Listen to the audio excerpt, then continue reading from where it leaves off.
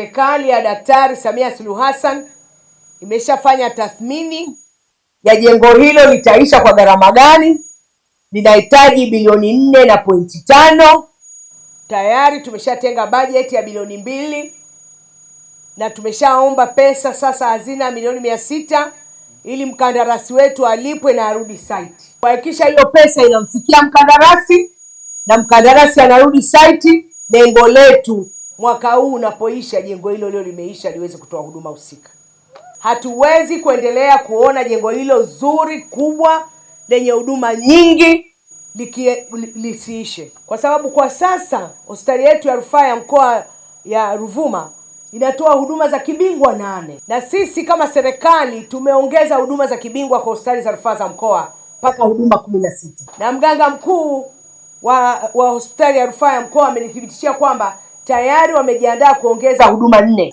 Ili huduma hizo zianze lazima tuwe na eneo la hizo huduma kuanza. Ili huduma za kibingwa zianze lazima tuwe na vifaa vya ubingwa huo, lakini lazima tuwe na wataalamu wenye ubingwa huo. Kwa hiyo ile jengo lina umuhimu sana tunapoelekea kuwa na huduma 17 za kibingwa na kibingwa bobezi liweze kuisha haraka ili tuweze kuanza huduma hizo. Kwa kweli niupongeze uongozi wote wa mkoa wa Ruvuma kwa kuamua kufanya kazi kwa bidii kuhakikisha kwamba huduma hii inaanza. Kwa sasa huduma hii ni lazima, na sisi tumewaelekeza waganga wakuu wote wa mikoa waige mfano wa mkoa huu wa Ruvuma. Huu mkoa wa Ruvuma kupitia National Health Insurance wamejenga jengo hili na wamenunua mashine hizi kutoka MSD, Bohari ya Dawa ya Taifa, na wameanza hizi huduma wiki hii. Hii ndio inaita kujiongeza. Kuna mashine 10 hapa na wagonjwa sasa hawatosafiri kwenda kupata huduma hizi za kusafisha figo. Nikupongeze sana mganga mkuu kwa hatua hii. Hili ndio jambo Mheshimiwa Rais Daktari Samia Suluhu Hassan anasisitiza kila siku.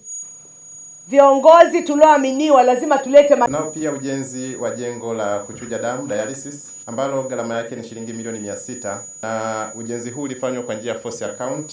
Mradi wa ujenzi wa jengo hilo la kusafisha damu kimsingi umekalimika kwa 100% na umeanza kutoa huduma baada ya mafunzo ya awali kwa watumishi kufanyika. Tunazo mashine 10 katika hilo jengo la dialysis zenye thamani ya shilingi milioni 226,107,126 ambazo zilinunua kutoka Bohari Kuu ya Dawa MSD. Aidha, katika kipindi hicho chote wagonjwa 2 wamepatiwa huduma ya matibabu wakati wa mafunzo na hali zao zinaendelea vizuri. Mheshimiwa Naibu Waziri, ukaguzi wa jengo na miundombinu yake umeshafanywa na wataalamu kutoka Wizara yako ya Afya na wamejiridhisha baada ya kukamilisha zile changamoto chache zilizokuwa zimebaki, na Katibu Mkuu amekwisha kutoa kibali cha kutoa huduma hii ya dialysis katika hospitali yetu ya mkoa wa Ruvuma. Kwa kweli kwanza napenda kuishukuru serikali ya Samia Suluhu Hassan kwa kutusogezea huduma karibu sana wananchi, kwa kutujali na kusaidia eneo hili la Mngemshindo kutuletea hospitali kwa ajili ya huduma zetu za msingi. Kwa kweli gharama zilikuwa zinatuendesha sana kwa sababu tunakwenda safari Peramiho na nini, lakini tunakuwa tunatumia gharama nyingi za usafiri, na tukifika huko tunashindwa kupata huduma ipasavyo kwa sababu ya pesa hatuna. Tumeshapunguza kwenye usafiri. Kwa kweli kukamilika kwa majengo haya tutapunguzia gharama kubwa sana za matibabu, na tutashukuru sana endapo kama gharama zitapungua na shughuli zitakuwa zimeisha haya majengo.